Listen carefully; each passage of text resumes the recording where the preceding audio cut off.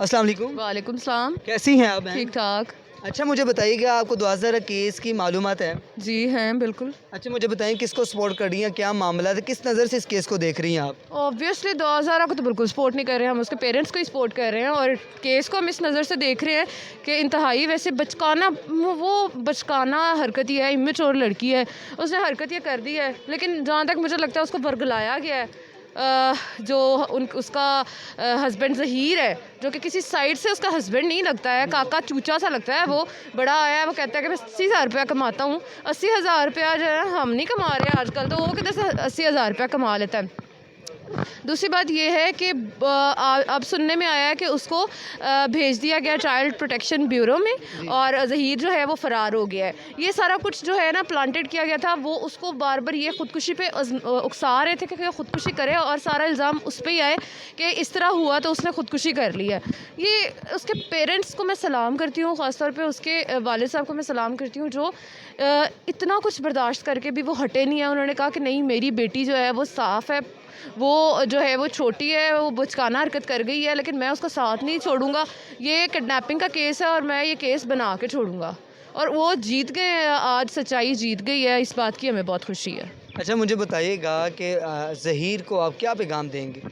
ज़हीर को मैं ये पैगाम दूंगी, यार छोटे से चूचे से काके हो तुम, ना फंसो इन चीज़ों में। तुम्हें ऐसा उठाया जाना ना, बस उठाया गया, उठाना जाना गया। उसके बाद तुम्हारी बोटी नज़र नहीं आनी है। मैं कहती हूँ बोटी छोड़ो, हड्डी नज़र नहीं आनी है तुम्हारी।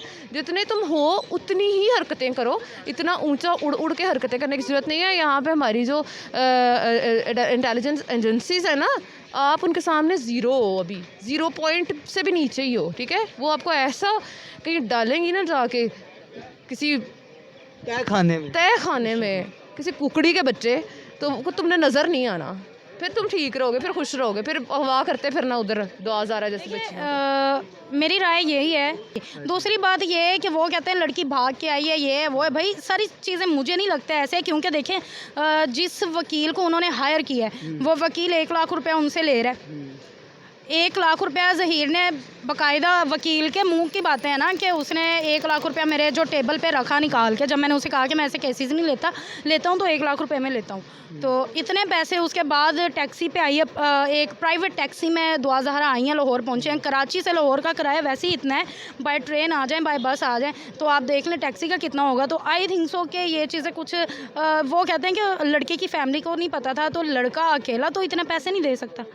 तो ज़रूर इसमें कुछ लोग इन्वॉल्व हैं, चाहे वो लड़के की फैमिली है चाहे जो भी है, और फैमिली इन्वॉल्व है तो वो दोबारा लड़की को उसके घर नहीं लेके। जी देखें, अभी इकरारुल हसन जैसे कि मशहूर एंकर ने भी नई इंकशाफात किया। आपको पता पाकिस्तान के प्रोफेशनल है कि उन्होंने भी उनको ऑफर्स करवाई, आप सिक्योरिटी के अंदर आके हम आपको सिक्योरिटी प्रोवाइड करेंगे, 2000 और ज़हीर की सारा ज़िम्मा हमारी तरफ से है, आप उनके वालिदैन को 1 मरतबा मिला दें। लेकिन नहीं मिलाया गया। और इस वक्त के साथ साथ इस टाइम इकरारुल हसन साहब नए से नए इंकशाफात भी कर रहे हैं। उसमें अभी इंकशाफात ये भी हुआ है इकरारुल हसन ने किया, जिसमें डिमांड की जा रही थी ज़हीर की फैमिली की तरफ से, हम आपकी बच्ची को वापस कर देंगे सुलह के तरीके से, लेकिन हम 70 से 80 लाख रुपए की डिमांड की जा रही है। तो इस बेज़ारन देखा, जैसे अगर पुराने केस में आप देखें तो जिस तरह वो पूरे पाकिस्तान में घूम रहा था ज़हीर, और एक आम बंदा 70-80 हज़ार रुपये वाले ये काम नहीं वो नज़र आ रहा। हक महर में 50,000 रुपया लिखवाया। अब एक बच्ची भाग के आई हो, भाग के शादी की हो, तो किसके माइंड में होता है कि भाई 50,000 लिख देना है? हक महर में हमें तो नहीं 50,000 लिखवाया। अच्छा, मुझे बताएं कि आपको लगता है ना कि इसके पीछे कितना बड़ा माफिया है? इसके पीछे माफिया हो या ना हो, लेकिन गेम बहुत बड़ी है। और मैं पहले से ही जानती हूँ कि पिछले दिनों आपको पता है केस क्लोज हो गया था, बिल्कुल ज़हीर के हक में फ़ैसला सुनाई दिया, और मैंने तब भी बोला था कि ये केस खुलेगा, और केस खुला है। और केस तब तक खुला रहेगा जब तक कि एक प्रॉपर हमें चीज़ें सामने आती नहीं है। देखें हर चीज़ अभी पर्दे के अंदर है। इकरारुल हसन आए हैं तो उन सबकी ज़रा लेवल लो हो गया है। जैसे ही इकरारुल हसन के वो आया है इस केस पे हाथ डालना चाह रहे हैं, तो सबसे पहले जो उसका वकील है उसने तो माशाल्लाह से उसको इंटरव्यू करने ही नहीं दिया है ना ज़हीर और दुआ का।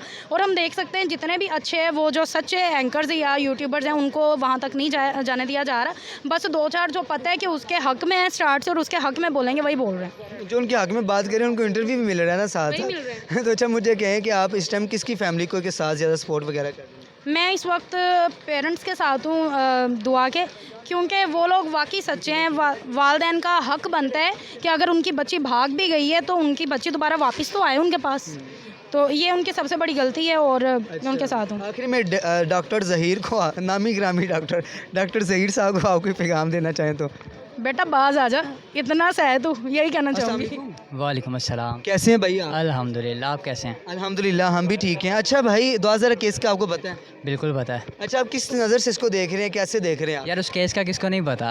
जी जी, तकरीबन प्रोफेशनल केस है इसमें। 4 माह हो गए हैं उस केस को लटकते लटकते, जी जी और अब वो अपनी असल जो वो रूट था ना उसका, उसकी जो असल उसकी जो सड़क थी जी जी उस पे आया अब वो। जी जी। और इंशाल्लाह उम्मीद यही है कि 2-4 दिन तक ये केस सॉल्व हो जाएगा। ज़हीर को वैसे गिरफ़्तार कर लिया है और इस टाइम ज़हीर गिरफ्तारी में नहीं आया, इस टाइम सख्त कार्रवाई चल रही है, इंशाल्लाह करीब हो सर ज़हीर गिरफ़्तारी में आ गया है। आपके तक अभी तक जो हक़ाइक़ है ना वो शायद नहीं पहुँचे।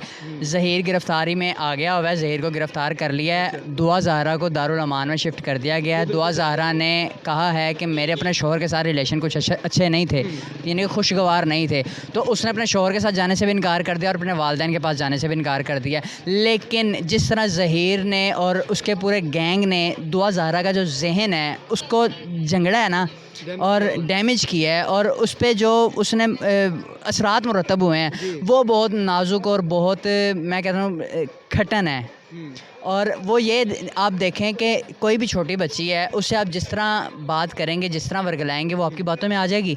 और वही हुआ, दुआ ज़हरा आज उस गैंग की बातों में आ गई। और जिस तरह उसने कहा कि ज़हीर के साथ उसके ताल्लुकात को नाखुशगवार थे, तो ये भी एक सवालिया निशान है कि एक जगह वो कहती है कि मैं ज़हीर से मोहब्बत करती हूँ, एक जगह वो कहती है कि मैं ज़हीर के बगैर नहीं रह सकती, मैं ख़ुदकुशी कर लूँगी, और दूसरी जानिब वो अपना बयान रिकॉर्ड करवा रही है और ऑफिशियल तरीके से उसने बयान रिकॉर्ड करवाया है कि मेरे ज़हीर के साथ ताल्लुकात नाखुशगवार थे। अच्छा, तो आप ज़हीर को क्या पैगाम देना चाहते हो और उसके वालिदैन को क्या पैगाम देना? या ज़हीर को क्या पैगाम मैं दे सकता हूँ? एक बच्चा जिसकी डॉक्टर नामी, जो आजकल डॉक्टर भी बना हुआ है, डॉक्टर ज़हीर, नामी ग्रामी डॉक्टर। यार आप खुद ही देखो ना, एक बच्चा है और उसकी उम्र भी अभी इतनी नहीं है, वो किस तरह उनका निकाह हो गया, मौलवी ने किस तरह निकाह पढ़ा दिया। हमारा कानून तो कहता है कि 18 साल का लड़का और 18 साल की लड़की जब तक नहीं होती निकाह जायज़ ही नहीं है। कानून तो ये कहता है ना। इस्लामी लिहाज एक और है, इस्लामी तौर तरीक़ों को देखा जाए तो वो एक अलग चीज़ है। लेकिन हम जिस पाकिस्तान के अंदर रह रहे हैं, जिस मुल्क के अंदर रह रहे हैं, जिस कंट्री के अंदर रह रहे हैं, उसके कानून को भी तो देखा जाता है।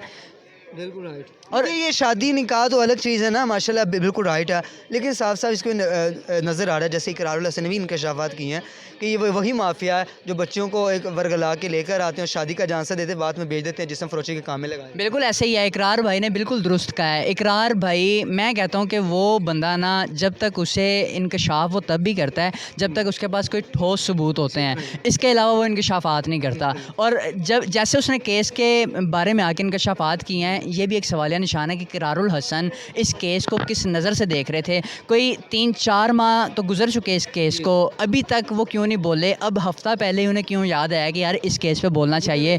जिस तरह इकरार भाई एक हफ़्ता पहले आए मैदान में और एक हफ़्ते के अंदर अंदर पूरा केस सॉल्व होता नज़र आ रहा है, ठीक है।